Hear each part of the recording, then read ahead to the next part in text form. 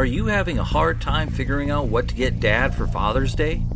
You should check out Row 1 Brand's Vintage Pictorum Gallery. They have America's best sports art.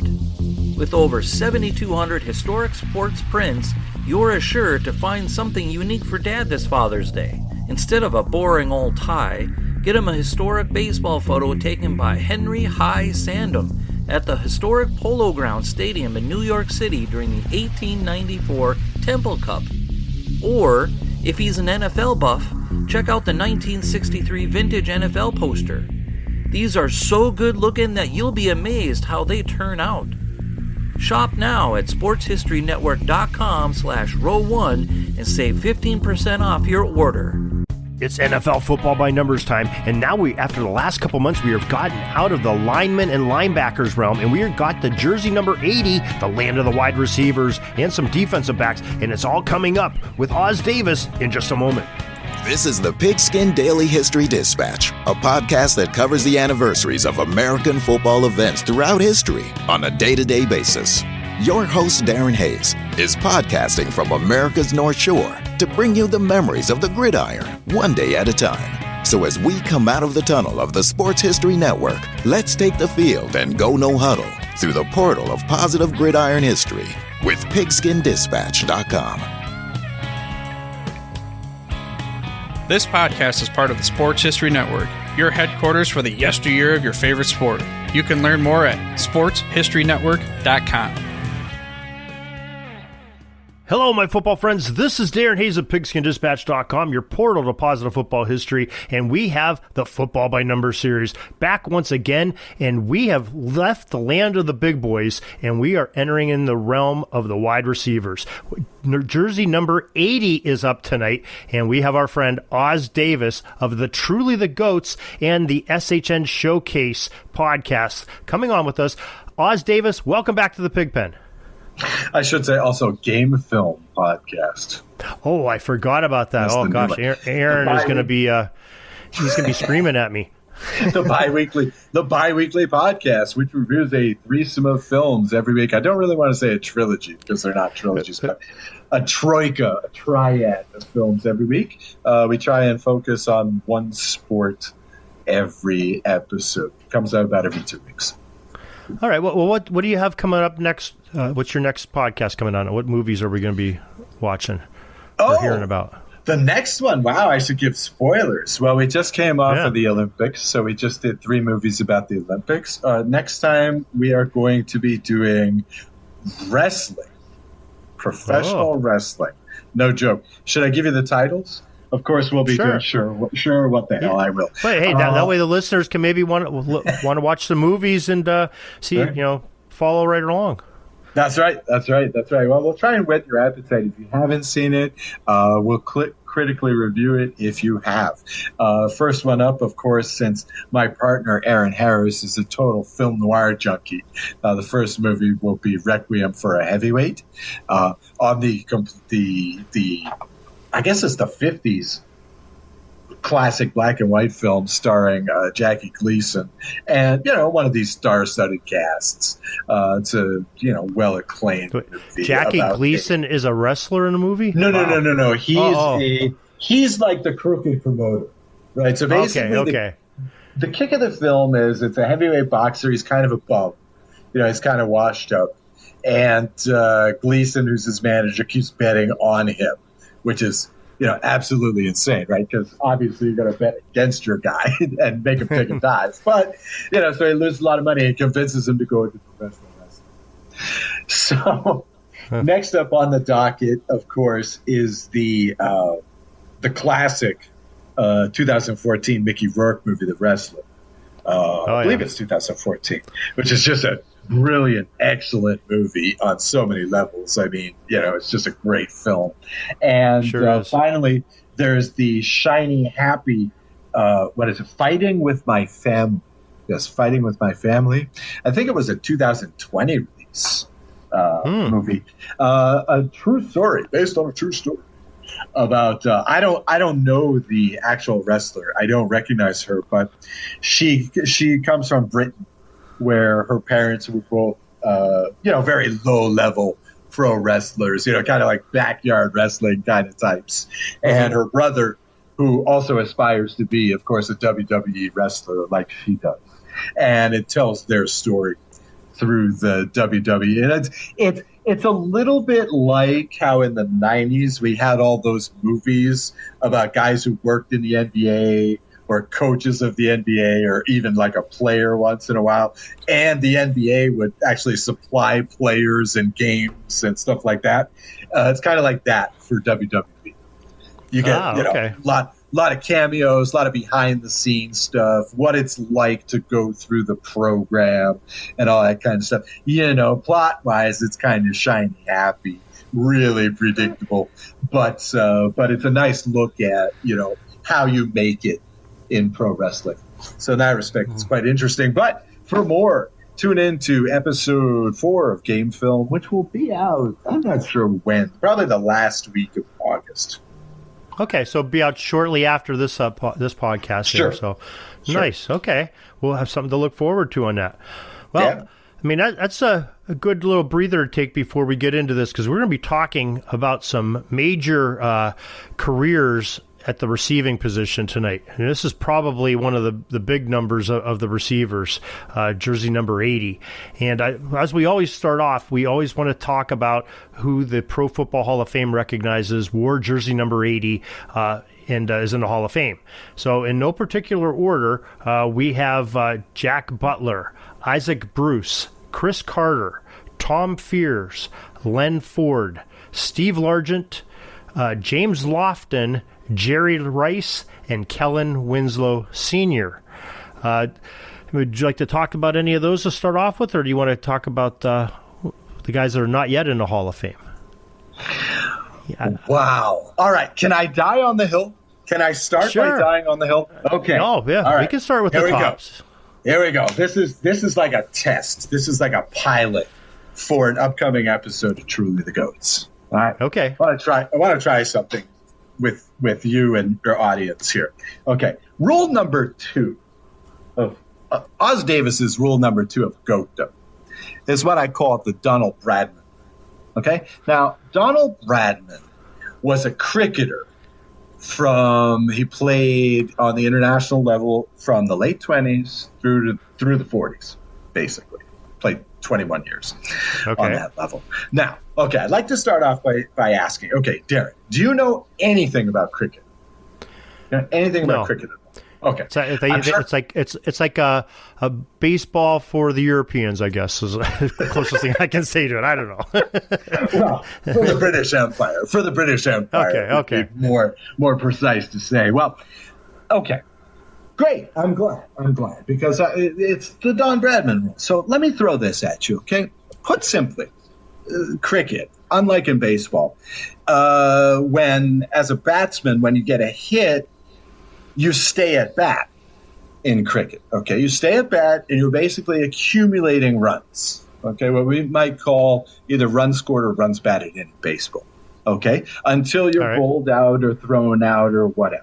Okay, to get 100 points is called a century, and that's noteworthy, right? That will make the news. That will make the write-up for the game if you get that. Doesn't happen that often. Okay, so in 21 years playing international test cricket, from 1928 to 1948, Don Bradman averaged 99.94 runs per time at bat.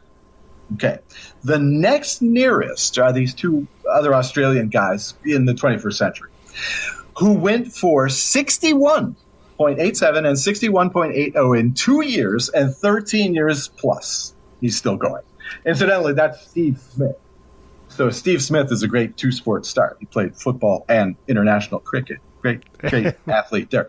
But in any case, the point here is that Donald Bradman played for 21 years and is 40% better than the number 2. Okay? That's domination. That's domination. Yeah. Do you agree? Okay. I agree. You don't know anything about cricket. Okay. Let's talk about football. Now, in football, everyone wants to proclaim Tom Brady the GOAT. Okay. But how about Jerry Rice? I'm still with Jerry Rice. Okay. Rice retired with 22,895 yards receiving. Okay? Probably the key stat for a receiver. Okay. At the time of his retirement, the next nearest was Tim Brown, who retired the same year with 14,934. At that time, he was 34.8% lower than Rice at number one. Okay. Nowadays, post the 16-game schedule, post the pass-happy rules that are now in place. Right now, the number 2 all-time is Larry Fitzgerald. He has 17,492. That's 23.5% lower. Okay? Brady has not dominated like this. Okay, now, even if you want to say Brady's career achievement is Super Bowl wins, well, hey, I mean, he's got 7. Sure, he's the all-time. Yeah, he's the GOAT in that. But Charles Haley won 5 Super Bowls. There's 12 other guys who won 5 NFL championships of some sort. There's 3 guys who won 6, including Fuzzy Thurston and Forrest Gregg.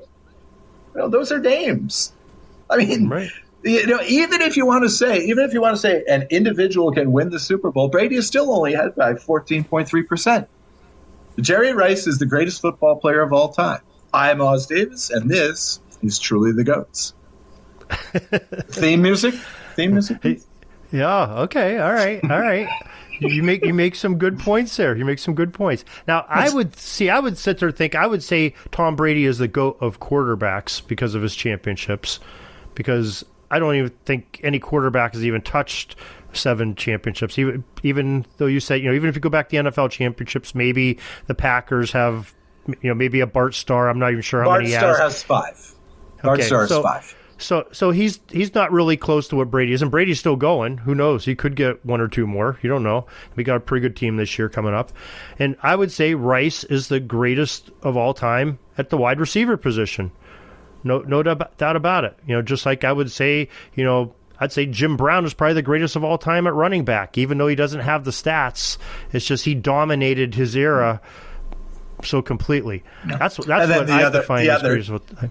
The other guy you talk about is Lawrence Taylor, for example. Oh, absolutely, absolutely. Here's another guy who's possibly the greatest football player of all time. If you want to put them all in the same pool. So you have to say, his best, defensive player, if you want to say that. Aaron Donald, by the time it's said and done, it's going to be in this discussion, I think, as well. So, I mean, you could look at it. You could look at it another way if you want to say greatest of all time. Maybe the guy that put professional football really on the map. Red Grange. He could be considered greatest of all time. So I think there's many greatest of all times. It just depends what category or position you're looking at. I don't know if we can sit there and say the greatest football player of all time, because it's different eras, different positions. They have different jobs. Different tasks that they're meant to do. Even the receivers back in 1950 don't do the same things that Jerry Rice had to do in this era. Yeah, so it's a sport of great specialization. But I think that Tom Brady is the one that really drove me over the edge with the whole GOAT thing. It wasn't even so much Tom Brady. It was the fact that there was this interchange between Manning and Brady like every week. And folks were going back and forth. Who's the greatest of all time? Da-da-da-da-da-da. And then, for a little while, it was Breeze. Is Breeze the greatest of all time? It's like, come on, guys. Look at Rice over here. Look at Rice. He was ahead of his time. He's still ahead of our time, for God's sake. So, believe me, I don't like to say that Tom Brady is greatest of all time. I'm a Steelers fan. I think, would the Steelers beat him once in their career, in his whole career, or twice maybe? Yeah. I mean, he dominated the Steelers, and we had some pretty good teams. I mean, coming into Pittsburgh with Steelers, I think it's the first year, the AFC Championship game. The Steelers were supposed to clean his clock, and he did it. Believe me, I don't like saying it, but it's a fact. The dude won 7 championships, and he played in 10 or whatever. So it's he's brilliant. Okay. But this is about Jerry Rice, because this is we're talking 80s. So Jerry, is just, what can you say? I mean, again, he's the reason why I started with Bradman is he's on that level of domination. I mean, he was so dominant for so long, and again, his stats, the game today has still not caught up to his stats. I mean, it's just That's a GOAT. That's a generational athlete. He had no peer. We're going to talk a bunch of 80 great wide receivers that were number 80. Dude, none of these guys compare to Rice. Just awesome. Just awesome. Yeah, I mean, just looking at how many years he wore the number 80. I mean, for a wide receiver in the National Football League, 2 decades, 20 years, the man played professional football at its highest level and played well. I really don't think maybe his last year it dove off a little bit from his numbers in the middle of his career, but he played on 2 different teams, 2 different offenses that final year, but he still was 400 some yards that last year. So I mean, football defies statistics, but Rice defies that trend of football. I mean, in so many other sports, you could say stats don't lie. You can't do that in football, but geez, stats don't lie with Jerry. So what is this? 5 consecutive All-Pros twice? 10 out of 11 years he was All-Pro? I mean, that's ridiculous. That's a career for most guys. And it's still going on for, 7 more years by it. 7 more years in which he played almost every game. It's like, there's just no comparison. There's no rival for this guy. This is like Jordan times, 3 or 4. It's just incredible. It's just incredible. Yeah. When we say GOAT, we should be talking about guys like Jerry Rice. We should. We overuse that term, which is one of the precipitators of my show. But I mean, geez. Yeah. You don't even I'm calling up my Pro Football Reference page right now, and I'm not even focusing on the page, and you just look at the bold, and the bold indicates when he led the league. And you can just they're just popping out at you like a 3D map. Half of his stats are bold. It's crazy. Right. I mean, it's just wow. I mean, generational athlete. For all you young whippersnappers who never saw him play, wow, you missed something. Really? This guy would be a stud. And he came out of Mississippi Valley State. I mean, it wasn't Alabama or Ohio State or Michigan, Mississippi Valley State. How did college recruiters not see see the potential in this guy? Crazy. Yep. And I'm not even sure. I think he wasn't even that high of a draft pick. I don't have that number in front of me. I should have. Oh, gee, yeah. Where was it? Because was that still in 85? Is that still in the days when there's a crazy number of rounds in the draft? Yeah, there was like 12 rounds or something, I think. Yeah, something that people were there for like 3 weeks drafting. No, first round. Oh, he was a first round. Okay, so number 60. So Bill Walsh and company, they saw the talent in this guy. Yeah, okay. They saw something. Let's see. I just want. I'm not calling up the draft. You wonder who was taken ahead of this guy. Yeah, it's but his first year out as a rookie, 927 yards, 49 receptions, 3 touchdowns. Not bad for a rook. Almost 1,000 yards receiving and only three touchdowns. And that was probably that had to be Joe Montana then, because I think he came in like a couple years earlier than that. Then the play with Steve Young, and Joe Montana at the same time, and then Steve Young, and then go to the Raiders, play with Rich Gannon. I mean, this guy had 3 stud quarterbacks, 3 pretty good arms that were tossed into him, both from the right side and the left side. Caught the ball spinning both ways. Again, and we can say this in football a lot. This is another thing about the Brady myth is like, where does Brady stop and Belichick begin? Right. And, we've got a little bit more of an idea of that now, but who would have given him a break? Well, the same thing goes for Rice. I mean, like, he is the benefactor of Walsh, and that system. the revolutionary passing system that he had in San Francisco. I mean, you're talking about him like breaking out for 900 yards in his rookie year. That's because he was like the number 4 option, right? I mean, as a rookie, right? I mean, that's how pass happy that system was. And this, to me, this is another thing about GOATs in football. Football is just not an individual sport. It's not. It takes certain factors like that. Look, one of the reasons why Peyton Manning was so awesome, I mean, he was going to be awesome no matter what, but the fact that he had Jeff Saturday, it was one of the 3 or 4 greatest centers of all time, handing him the ball and never muffing a snap in like 12 or 13 seasons is like, that's part of the Manning mystique. Is it not? The fact that he was coached by Tony Dungy is part of the Manning mystique, right? And that's the thing about football. So Rice is also benefiting from his environment, which is perfectly natural. And you could tell Manning was really missing that Jeff Saturday from the Colts as a center when he got to the Super Bowl with the Broncos and it fired the first snap over his head. I kind of made a statement for that game. That set the pace for the Broncos in that game. That was the last really great blowout in the Super Bowl, huh? That Seattle-Denver. They crushed them. That was not even funny. Right. It felt like a lot like a playoff game last year that I watched with my Steelers. Snap over the head of the quarterback in the end zone. Oh my God! That's brutal when that happens. I after this year, I sympathize with the Broncos fans in that Super Bowl. That will never make the Steelers all-time, DVD highlight reel. That's for sure. No, that's for sure. That's for sure. All right. Well, I think we're probably in agreement. Jerry Rice goes number 1 on the list without any contenders. We could probably just have a 1-person list and show's over and we'd be done with it. Had a great show. But we want to find 9 other gentlemen here to join him on these greatest players. We're number 80. So who do you want to talk about next?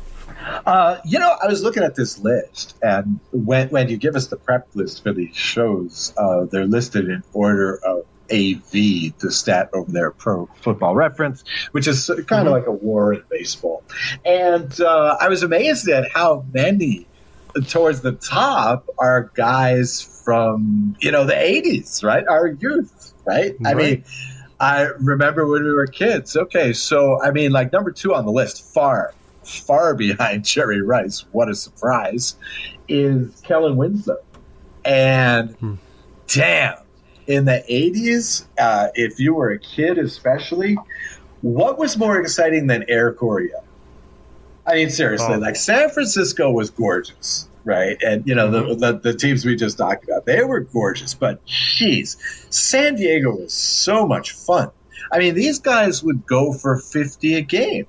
These guys were the scoreboard spinners of the 80s, and they were they had Dan Fouts was your quarterback, and he was thrown to Winslow, and he was thrown to Charlie Joyner, and all 3 of those guys are in the Hall of Fame. They also had John Jefferson there. He was awesome for a few years. It was just again, they had 4 or 5 options. This was kind of like it was kind of like the Greatest Show on Turf, Before that happened, it was similar.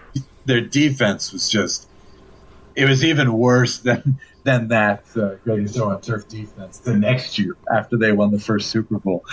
Because, wow, I mean, the problem with them scoring 50 points is they were giving up 40. And Winslow was the benefactor of the Air Coryell offense, of Dan Fouts' ridiculous arm in those years. And they were just great. They were just great. You imitated them on the playground, right? Like on Mondays. It's just like, here's Dan Fouts. You just crank it for like 80 yards. Of course, being on the East Coast, and of course you were in the East too, and you remember how it was in those days. You took what they gave you. You took what they gave you on the TV station. So we rarely got to see these guys. But whenever you did, it was a lot of fun. Yeah, besides the playoffs, I think on the East Coast, the only game I can remember watching the Chargers was the Holy Rollers game. That's only because they were playing Oakland and it came. I think they just cut away from the game we had in the East and went to that Holy Roller play because it was like, they were inside the 5 with little time left and everything. But that's the only time I really remember watching the Chargers, except for like a playoff game. You heard about them, but we didn't have ESPN and everything to watch and see highlights on or go to YouTube. You're right. We didn't see it very often, except the George Michael Sports Machine. How's that show for a throwback? Remember that one? Flashback. Yeah. But basically, for the whippersnappers out there, okay, today you still have it where you have like 2 games on Fox or 2 games on CBS and then 1 game later on Fox and CBS, right? And then you have the night game on NBC. But you also have Red Zone. You also have, NFL Network, so you can pick your games, whatever. Okay, when we were kids, same thing, except without all that extra stuff. So you still got the 2 plus the 1, right? And that's what you got. And you got basically it was like one half on the NFC and one half on the AFC. And so you were probably seeing Pittsburgh every week. We were seeing the Patriots every week with New England. And then you'd get the NFC game. That would usually be like the Giants, right? Or the Cowboys, because they were ostensibly America's team and playing in that Eastern time zone. And then you'd get, random for the second game from the West. Right. So it'd be wherever they wanted to show you that week. It's probably a rotation. They probably had it on rotation, so that was fair, right? But usually the 4:00 game was the Cowboys. So somehow they always end up in the 4:00 game. That's they're But, trying to sell us on that America's team thing. Kind of a hard sell in Pittsburgh. Right, yeah, we were debating that here in Western Pennsylvania. But Winslow, I mean, what a career he had. It spanned for a good long time, too. He wore that jersey number for 9 seasons, which is pretty good for a tight end, He 5 times a Pro Bowler, 3 times All-Pro, all 1990s decade team. I'm sorry, 1980s decade team.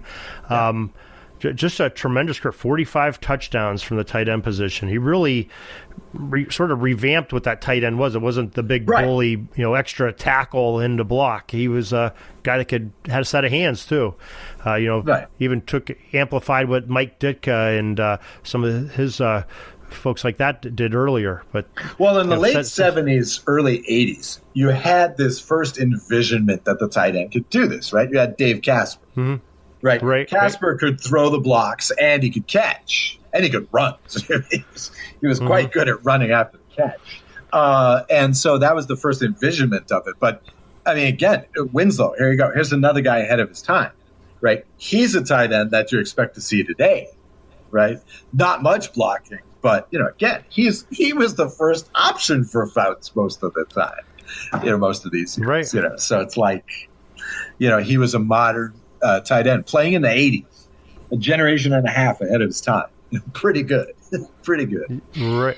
All right. So do we agree he should be number 2 on our list? Absolutely. Yeah, sure. Okay. Although, here you go. Right. Here you go. Your next 2 guys are guys in the same mold, except they were playing on bad teams. Right. And that was another thing that struck me is how many of these guys were on bad teams. These next 2 guys would have been great fantasy guys. Because great stats, bad teams. James Lofton and Steve Largent. Which do you like better? I'll defer to you. Which do you like more? Well, I would say Lofton because he had 2 more years. Lofton wore the jersey for 16 seasons, Largent for 14 seasons. Lofton on 2 different teams, I believe, and at least 2, Green Bay and Buffalo. And Largent, I think, was pretty much. Largent came from another team early on, but he was mainly a Seahawk for his career. Was he? Oh, I thought he was one of the original Seahawks. Because he played for them in 76, didn't he? Oh, well, maybe he did. Maybe I might be thinking of somebody. Maybe I'm thinking of Zorn. I know one of those guys came from another team in the expansion draft, but it has him down for Seattle his entire career. So I stand corrected. Yeah. He's an original Seahawk, and never went anywhere else. Never played anywhere else, even though he's from Oklahoma. But Never left Washington State during his whole professional career. Went back home to Oklahoma and became a conservative representative in the U.S. House, actually for that state. But later on, after his career. But let's see. Again, both of these guys were fascinations when you were a kid, right? And both of them were on these incredibly losing teams. Now this is back when Green Bay, wasn't what do they call that now? Title Town? For a couple of decades there, they didn't throw around Title Town, Green Bay, Wisconsin, so much. They were really mediocre for a long time. Who gave James Lofton's induction speech? Do you know? No, I don't. It should have been Lynn Dickey, because my God, here's Lofton going for really the only option on these Packers teams. What is it? 4 times in 5 years going for at least 1,200 yards, twice breaking 1,300, once going 1,294. And, again, Lynn Dickey is his quarterback. Now, once Lynn Dickey wasn't throwing to James Lofton anymore, he was OOF. He was out of football pretty soon thereafter. This is how good. I mean, again, Lofton was a stud. There was a big fish in a small pond. I mean, how many? We got 1, 2, 3, 4, 5. Jesus, 6 consecutive Pro Bowls. Wow. Mm-hmm. Wow. And 7 out of 9. No, 6 consecutive, 7 out of 8. 7 out of 8 years he made the Pro Bowl, his first 8 years. Yeah, nice. And once All-Pro. Nice. Yeah, again, the fact that we knew this guy, despite being on the afterthought Packers, was just, to me, that speaks for itself. And again, in the 80s, another big stat guy from the 80s. Gotta love it. Yeah. Okay, so we put you want to put Lofton 3? Sure, Lofton's in there. Stat guy. Okay. And Largent for sure. Largent for sure. Yeah. Yeah. Okay. Now here's a little story. I thought he played for another team. And I looked this up as we were talking here. Okay. In the 1976 NFL draft, he was picked by the Houston Oilers, 117th overall.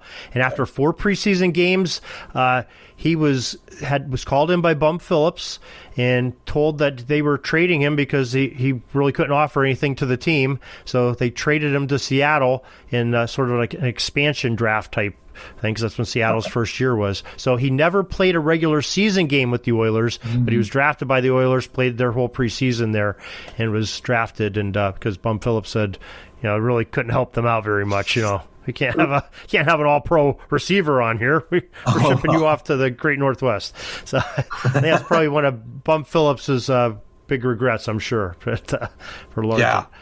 Yeah. I mean,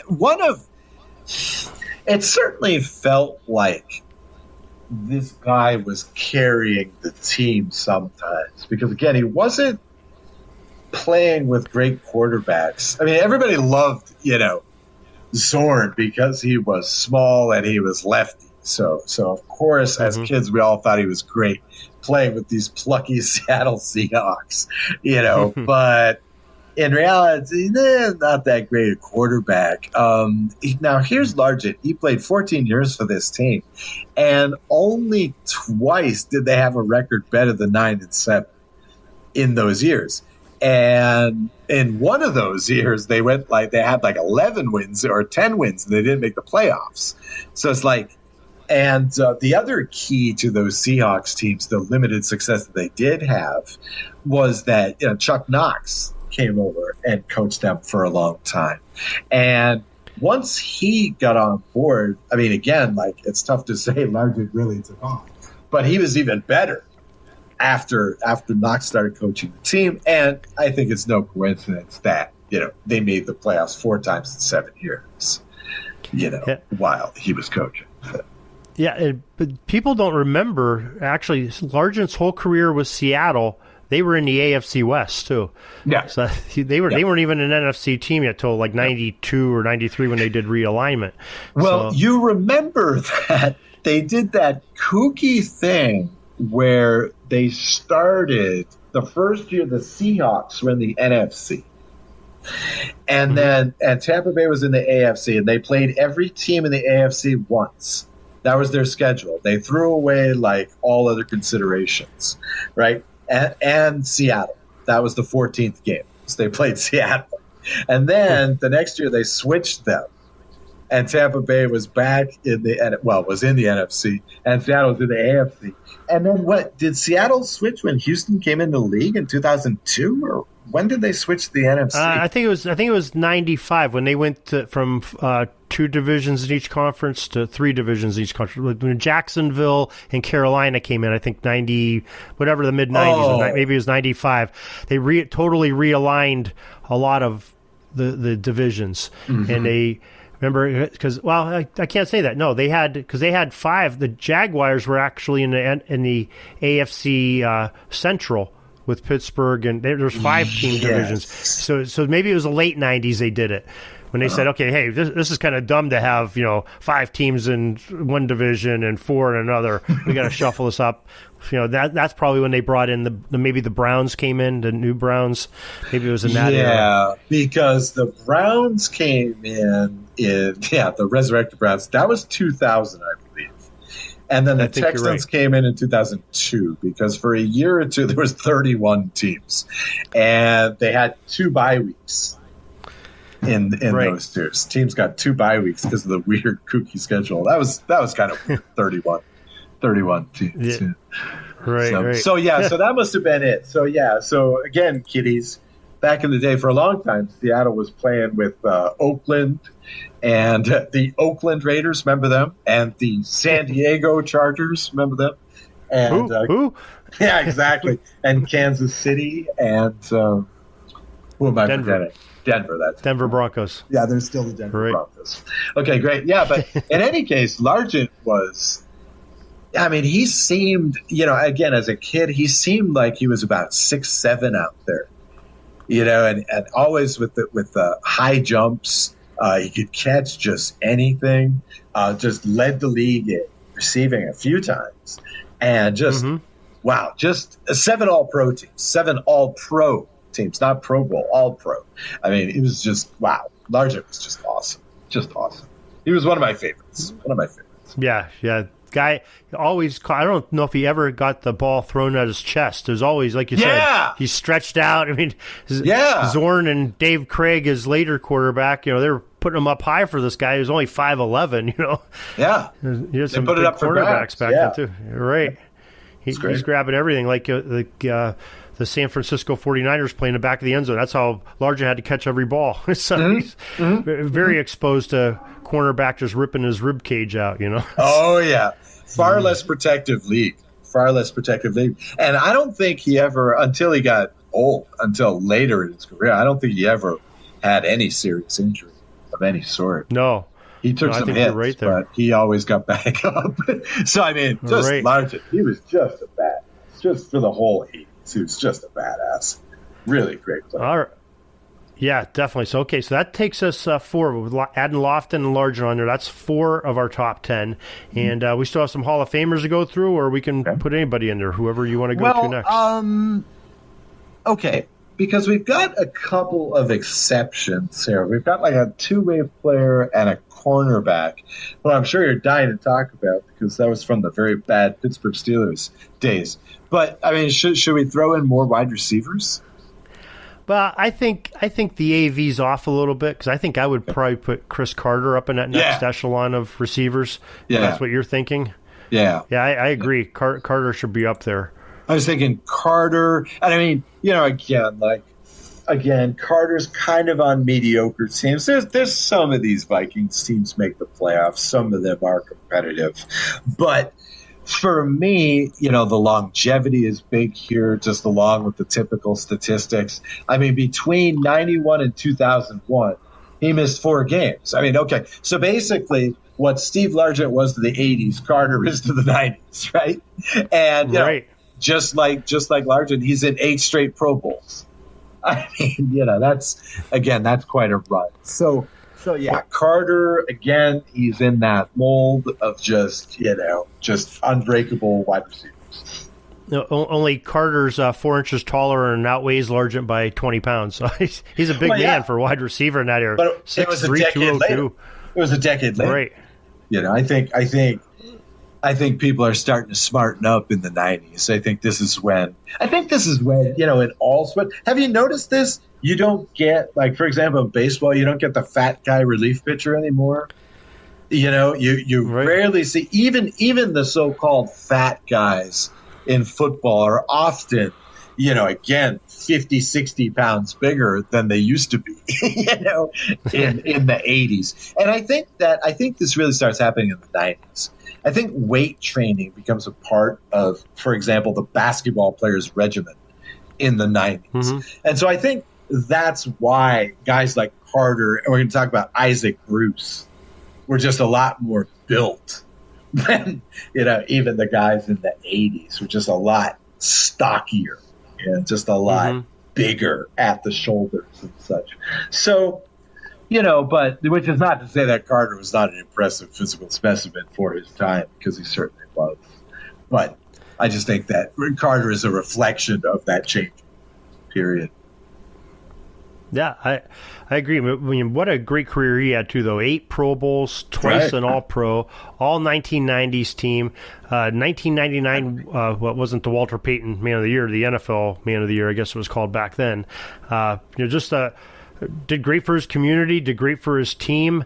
A Minnesota Vikings for majority of his career, but he started off as a Philadelphia Eagle, which I sort of forgot about, 87 through 89 in Philadelphia, and was Minnesota for 12 seasons after that, and then finished his career in Miami.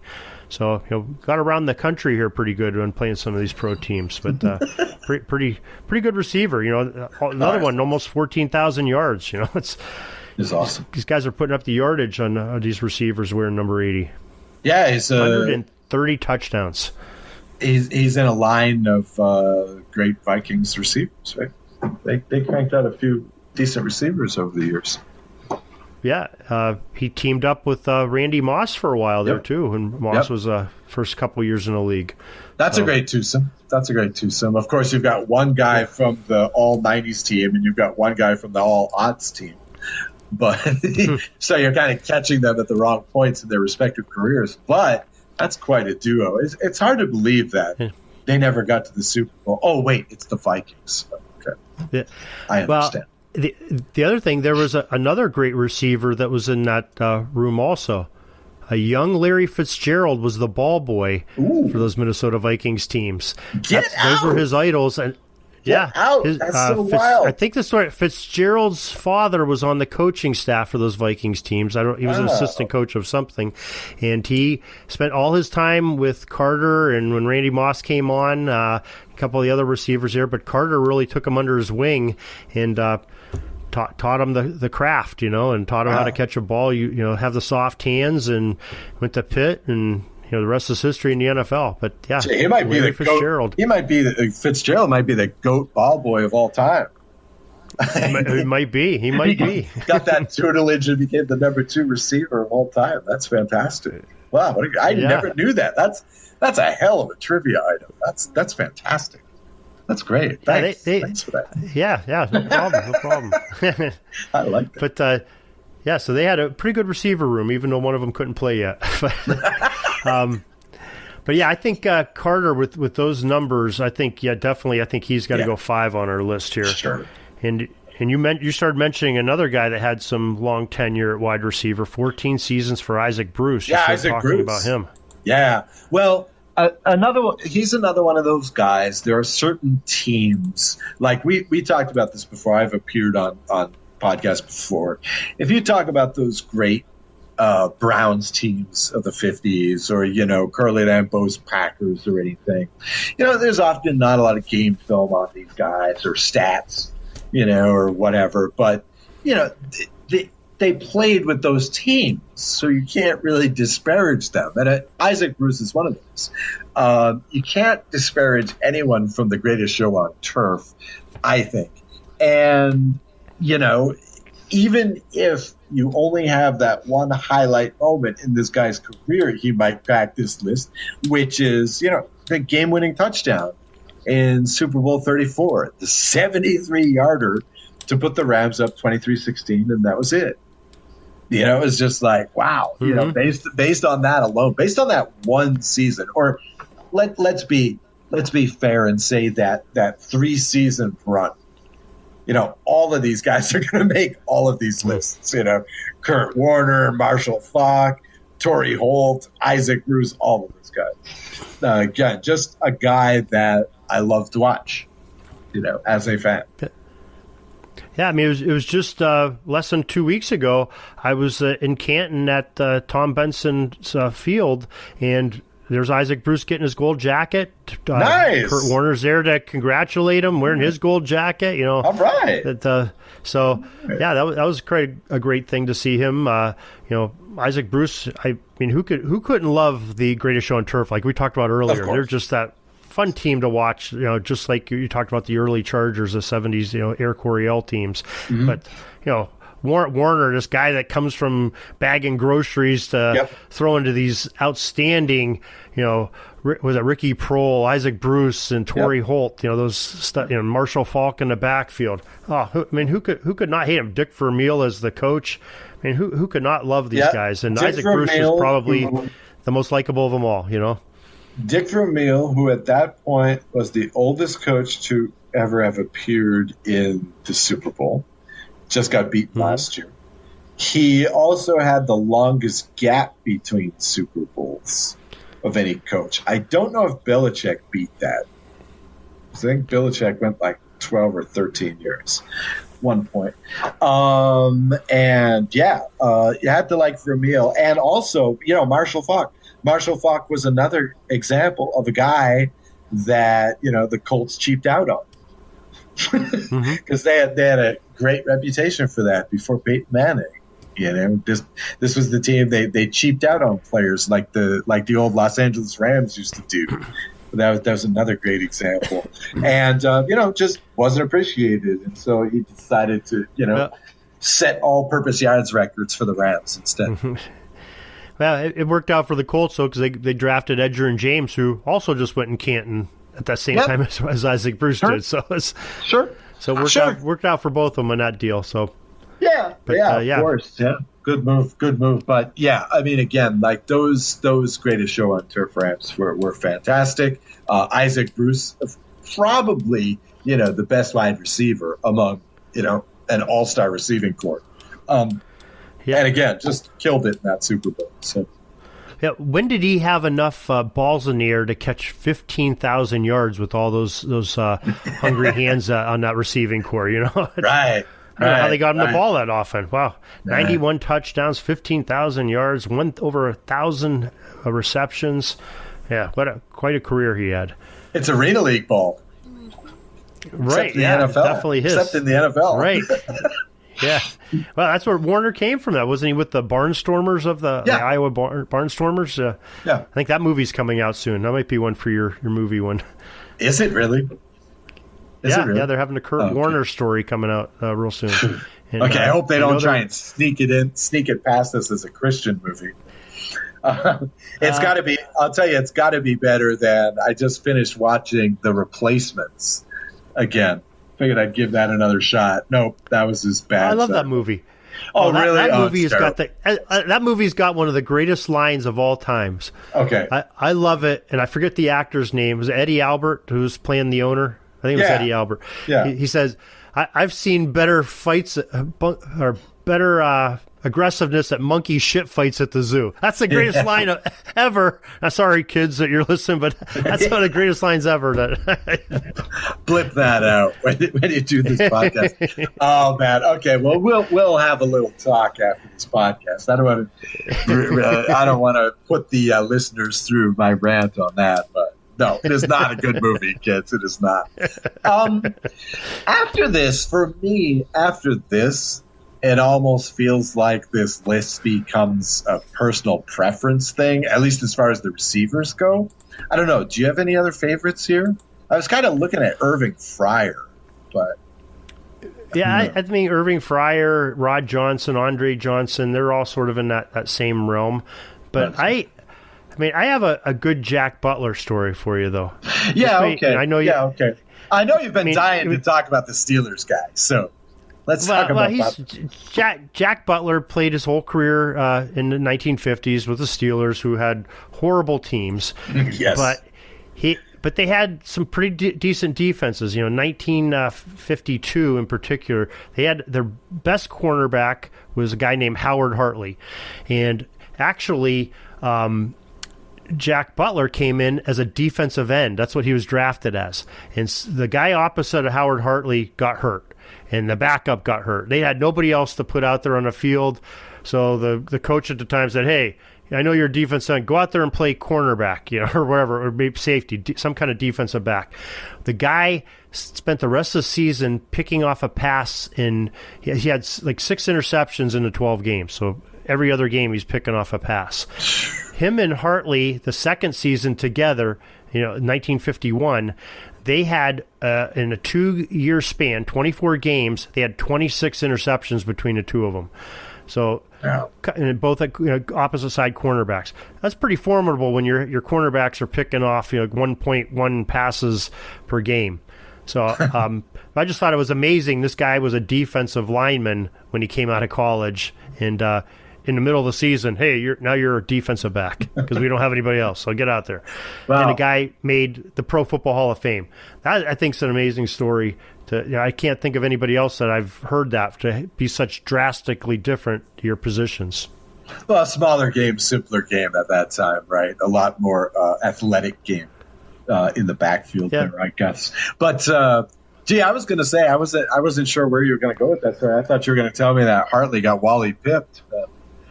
You're going to tell me he never got his job back. This guy. No. Hartley, I think played. I think he just faded into obscurity the rest of his career. But Butler definitely. There's stories. They'd have he'd be up against the best receiver on the other team, and of course you could give shots down the field then and it did not get called for it. Wide receivers got beat up back in the 50s all the way through the 70s, and Jack Butler was just ruthless on these guys. He would just pound them, into submission. By the fourth quarter, these receivers didn't want to go out for passes anymore. So if it came down to the line, not that the Steelers won games, but you got a good story though. They're the anti-Eric Coryell Chargers, right? So right. They're not going to allow any points, but they're not going to score any points either. So right. So that's right. I mean, for me, the thing that sticks out is, I mean, it speaks for itself again. Is he made 4 consecutive All-Pro teams on again, like not exactly a star-studded Steelers team. So that's. Yeah, and that alone is only enough. like 14 teams in the league at the time, or 12 or whatever it was. But but still, that's the era he played in, and he played well enough to make it to the Pro Football Hall of Fame. But I don't know that he's. I'm not saying I'm going to put him on our top 10 list. I don't know yet, but he's got an outside chance. But I think there's maybe some players that we could talk about that might be more deserving. So, but I just wanted to make sure we mentioned him because I think he's a good one. Well, the other guy from the era is Len Ford, right? Is that who you're thinking about? Mm-hmm. Is he more worthy? Okay, because actually a similar trajectory. He's just playing with a much better team. Again, I alluded to this earlier. He's a 4-time All-Pro, like a Butler, but he's playing on those awesome Cleveland Browns teams, and but that's later. He actually started in the All-American Football Conference, right, with the Los Angeles Dons, still one of the great all-time team names in football.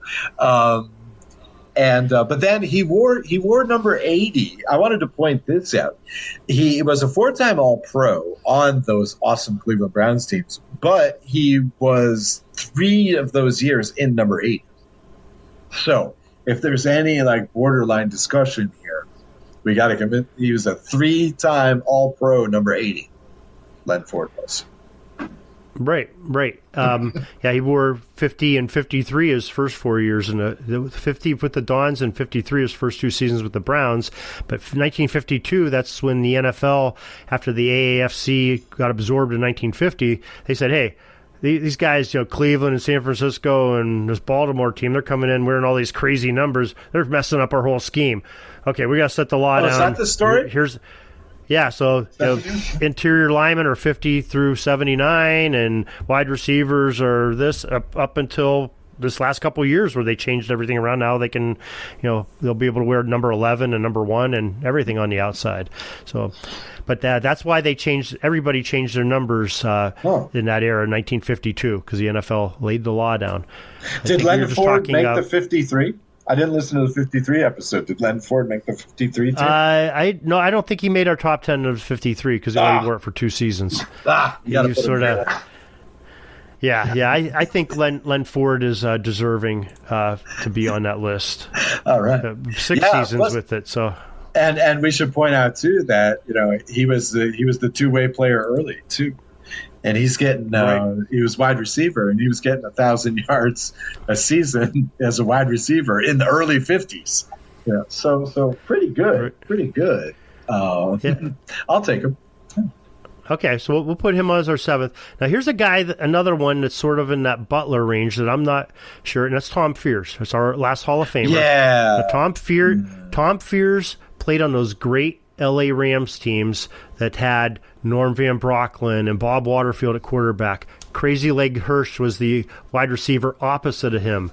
They had, who was the back? Smith was his last name. He had was a Vinyl Smith or something like that. He had a crazy first name, but good back. But their offenses were prolific back in the 1950s when Fears played and Crazy Leg Hirsch.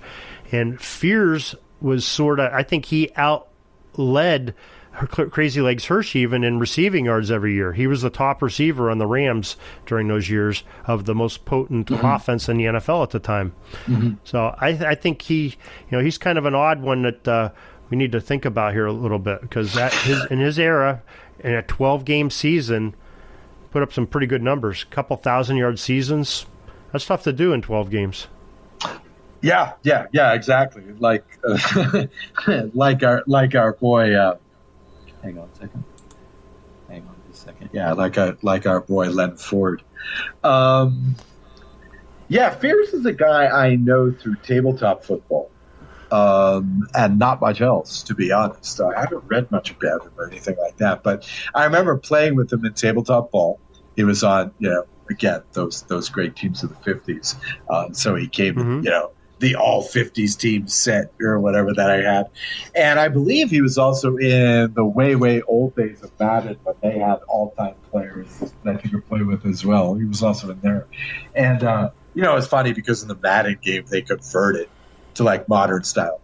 So he was all geared up in the modern outfit and everything. He was like this little guy compared to like the modern guys, but he could still catch like a modern guy. So I'll tell you, he was awesome in Madden.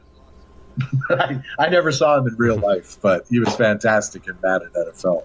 So yeah, I if Fears is an all-timer that I'm playing with as a kid, I'd get him on here. We've got a paucity of defensive players on our number 8 list anyway.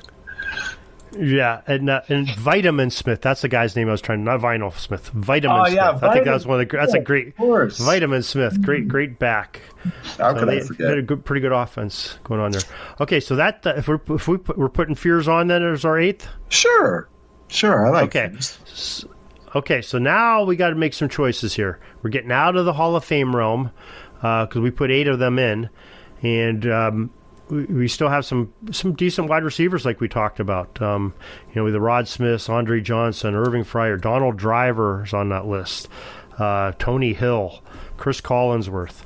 There's some good ones in there to choose that all had some longevity wearing number 80. Well, if you brought up the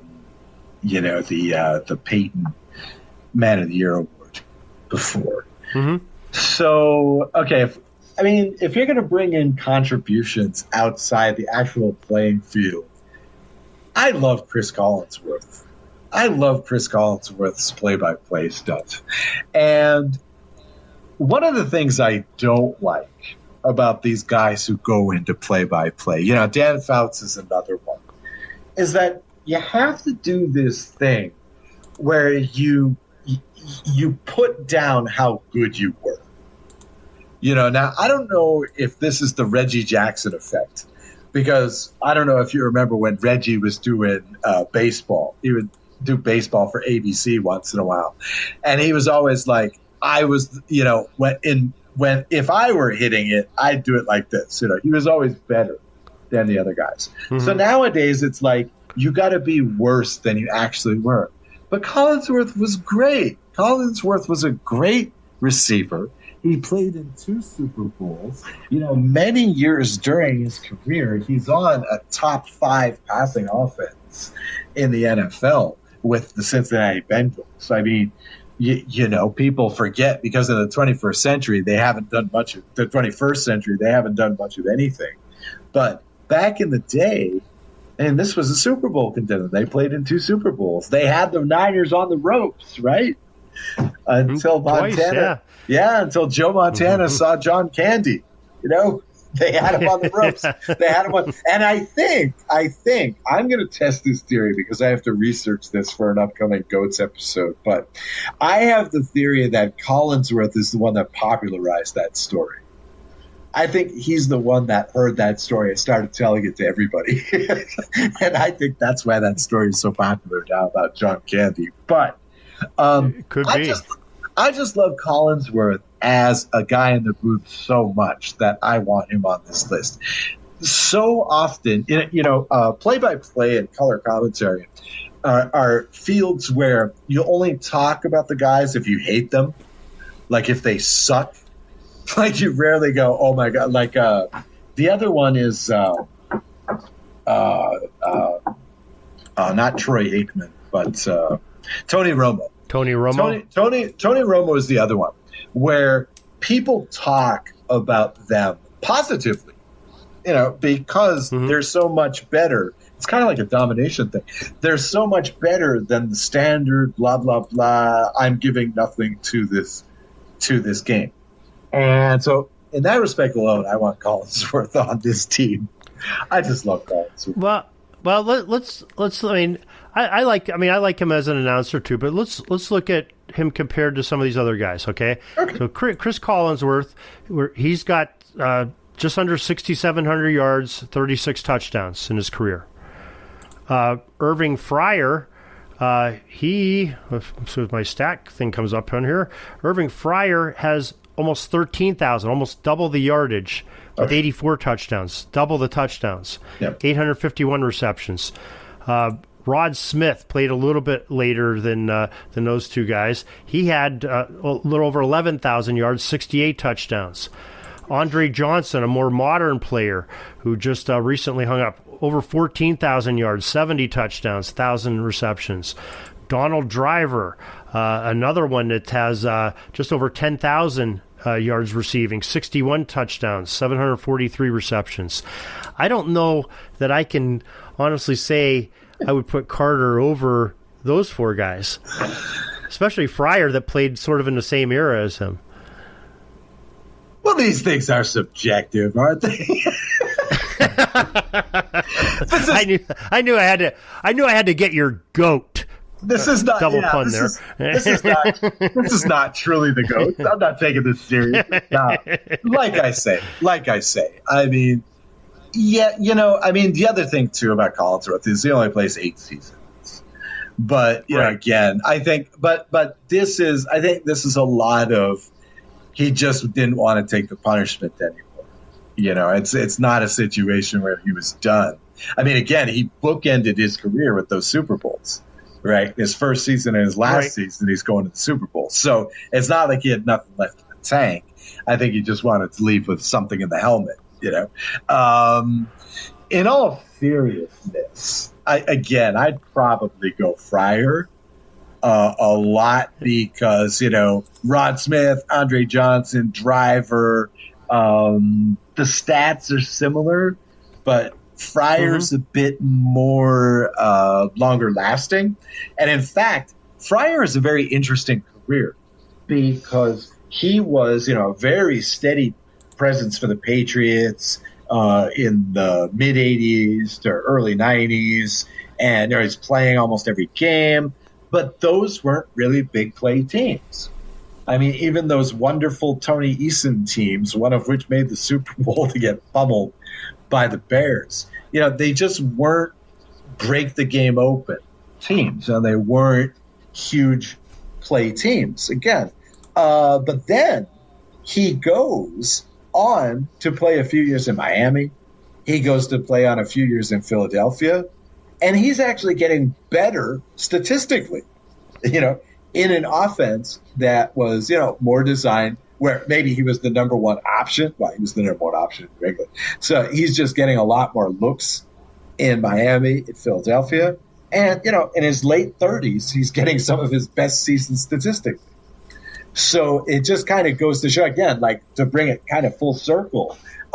Fryer is a guy. I mean, imagine this guy in Walsh's system. I mean, this guy was great already, but then if he had a big-name quarterback, if he had a freewheeling coach, this guy might have had some real proverbially gaudy numbers right in the NFL. Yeah, true. So if I have to be 100% serious, it's Fryer. Okay, I would say Fryer, too, at the 9th. Now, for the 10th, I'm going to throw a name we haven't talked about yet. Okay. And that's Andre Bad Moon Rison.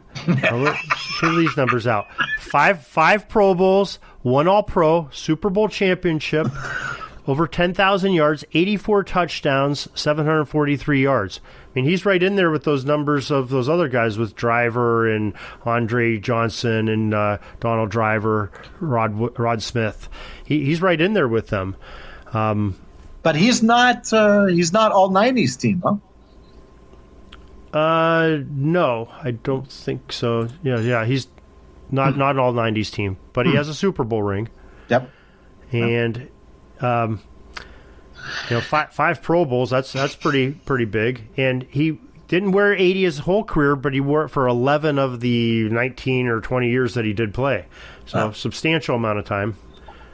He was Indianapolis and Atlanta. He was wearing the number 80 in Cleveland. So. That's a scintillating pick. I kind of like that.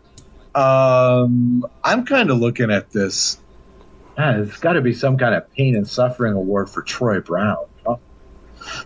How many times? Yeah. how many times was this guy released and cut by the Patriots? And I mean, again, you talk about a guy where it's like, hey, you want to play another position? This guy was a two-way player for the Patriots. Right. Yeah. Hey, we lost our first 6 defensive backs. Can you go in and play? We know you're a wide receiver, but we're throwing you in there. Yeah. And again, like Troy, I believe, correct me if I'm wrong, but wasn't he the one that made that completely fantastic last-second hit on the Charger defensive player and saved the playoff game for the Patriots against the 14-2 Chargers?